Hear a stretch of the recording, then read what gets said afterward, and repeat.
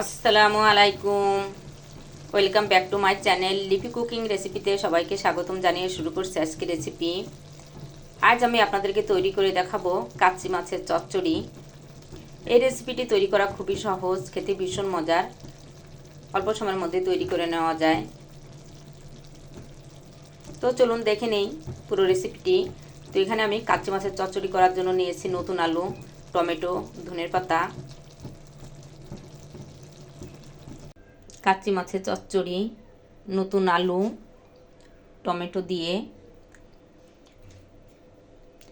আর খেতে ভীষণ মজার। তো চলুন দেখে নেই প্রস্তুত প্রণালী কীভাবে আমি কাচ্চি মাছের চচ্চড়ি করি। তো এখানে নতুন আলুগুলো আমি কুচি করে কেটে নিয়েছি, টমেটোগুলো কেটে নিয়েছি কুচি করে। এখন দেব পেঁয়াজ,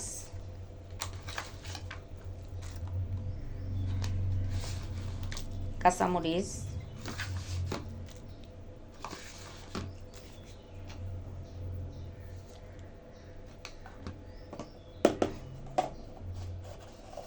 হলুদ হাফ চামচ, লবণ 1 চামচ। লবণটা রান্নার শেষে চেখে নেব লবণ ঠিক আছে কিনা।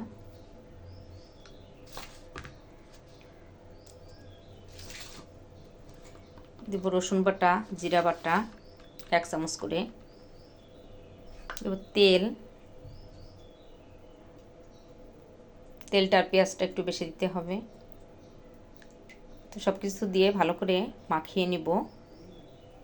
সব কিছু দিয়ে ভালো করে মাখিয়ে নিয়েছি, টমেটোটা দিয়ে মাখিয়ে নিব। সব কিছু দিয়ে মশলার সাথে ভালো করে মাখিয়ে নিয়েছি। এখন দেবো মাছ। মাছগুলো দিয়ে আলতো হাতে মাখিয়ে নিতে হবে। তো মাছগুলো দিয়ে আলতো হাতে মাখিয়ে নিব। মাছগুলো দিয়ে আলতো হাতে মাখিয়ে নিয়েছি, আর দিব সামান্য পানি। আমি হাত ধোয়া মশলা দিয়ে যে মাখিয়েছিলাম সে হাত ধোয়া পানিটা দেব। সামান্য পানি দিয়ে এখন রান্না বসিয়ে দিব।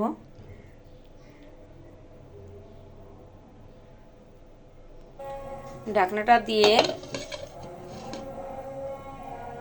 ঢেকে রান্নাটা বসিয়ে দিয়েছি, তারপর দেখাবো রান্না কেমন হয়েছে। ঢাকনাটা তুলে দেখাবো তরকারিটা প্রায় হয়ে আসছে। কাচ্চি মাছের চচ্চড়ি এখন দিয়ে দিব ধনিয়া পাতা, উপর দিয়ে ধনিয়া পাতা দিয়ে ঢেকে দিব।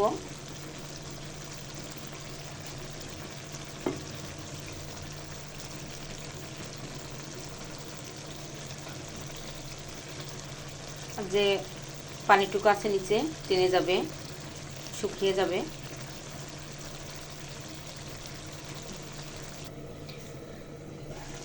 ঢাকনাটা তুলে দেখাবো কাচ্চি মাছের চচ্চড়িটা কেমন হয়েছে। তো হয়ে গেল আমার কাচ্চি মাছের চচ্চড়ি। তো বাসায় আপনারা ট্রাই করবেন, আর কেমন হলো কমেন্টস করে জানাবেন।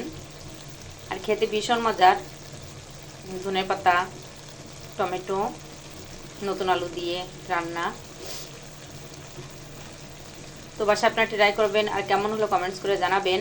আমার রেসিপিটি যদি আপনাদের ভালো লাগে আমার চ্যানেলটি সাবস্ক্রাইব করবেন, ফেসবুক পেজটি ফলো করে লাইক দিয়ে সাথে থাকবেন। সবাই ভালো থাকবেন। নতুন নতুন রেসিপি নিয়ে আবার আপনাদের সামনে হাজির হয়ে যাব। আমাদের জন্য দোয়া করবেন। আল্লাহ হাফিজ।